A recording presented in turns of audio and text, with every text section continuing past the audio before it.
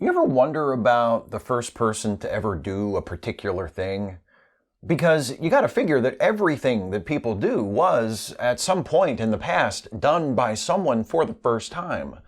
I'm thinking mostly about things that require some thought and planning, not things we do instinctively or in reaction to something else, but things that we do but could just as easily not do. Like the first person to ever eat a lobster. Nowadays, eating lobster is perfectly normal for most people. For a lot of folks, it's highly desirable. People pay a lot of money to eat a lobster. But the first time a human being ever ate a lobster, that was a choice. They had no idea what it was going to taste like. They must have been hungry. Or what about the first person to ever run a pyramid scheme?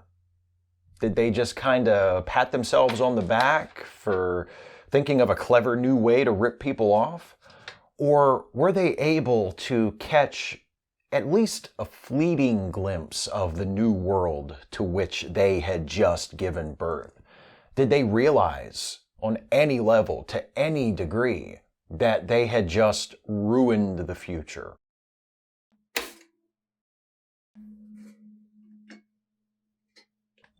I'm not that mad at them. If they hadn't ruined everything in this particular way, someone else would have come along to ruin everything in another way. Or maybe the exact same way, I don't know. Besides, we'll probably never know who the first pyramid schemer actually was. We do know about Adele Spitzeder, who operated an early Ponzi scheme. How early? She started at 13 years before Charles Ponzi was born. I ought to call them Spitzeder schemes. Anyway, a Spitzeder scheme, or Ponzi scheme, if you must, isn't exactly the same thing as a pyramid scheme, but if you squint and tilt your head to the side and the light hits it just right, close enough.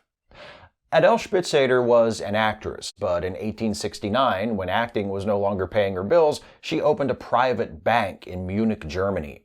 She attracted customers by promising them a return on their investments of 10% a month. Seems like a laughable, obvious fraud to us sophisticated 21st century types, but Spitzeder preyed on the poor, most of whom were illiterate, some of whom gave her their entire life savings because they were desperate and they didn't know any better. Spitzeder's bank was a total fraud, but she kept it going by paying existing investors their promised returns from the investments of new customers. That robbing Peter to pay Paul aspect is the defining characteristic of what we unfairly know today as a Ponzi scheme. There is no actual return on any investment. The schemer is just using the money they get from the people at the back of the line to pay the people at the front of the line in order to create the illusion of a return on their investment while also taking a healthy cut for themselves. A pyramid scheme works in a similar way. The revenue doesn't come from making legitimate investments or selling products. Sometimes there aren't even products at all. The revenue comes from new people continuously being convinced to buy in, lured by the promise of big bucks to come. It's an awful, exploitative form of fraud and a pretty lousy thing to do to somebody. And, I mean, you wouldn't think to look at her that Adele Spitzeder would do something like that. This is a picture of her from her acting days. I look at that picture and I think, oh, she seems like a nice lady. But looks can be deceiving. For instance, the first time I saw Essie Cupp, I thought, oh, she seems like a smart lady. Turns out, nope. Because Adele Spitzeder did do something like that, and even though she only got away with it for a few years and was sentenced to 3 years in prison after she got caught, lots of other people since then have also done something like that. I don't know if Adele was the first to try a scheme like that. She probably wasn't, but let's pretend she was for a minute. Do you think she had any idea what she was letting loose in the world? Do you think she wondered or worried about how dangerous this idea that she was introducing truly was?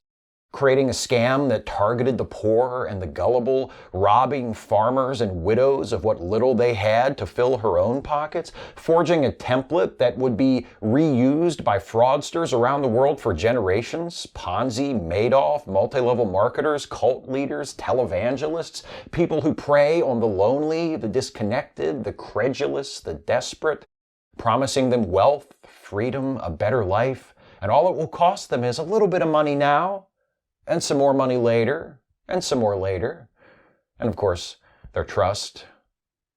How many billions of dollars have been transferred from the hands of people who needed them to the hands of fraudsters who are following a roadmap Adele Spitzeder drew?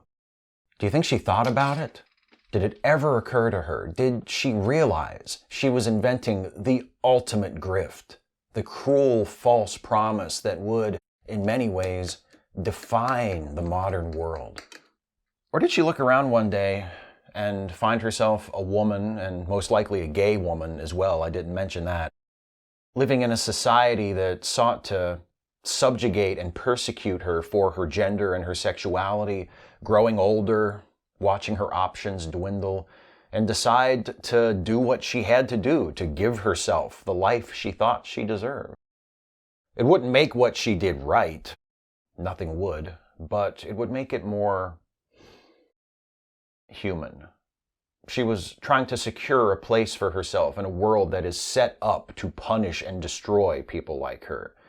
She didn't realize she was opening Pandora's box. She was just looking for some comfort, some relief, some freedom. The same things she promised the people she swindled. Now, it would make her a lot like the first person who ate a lobster. She didn't expect all of us to start eating them. She was just hungry.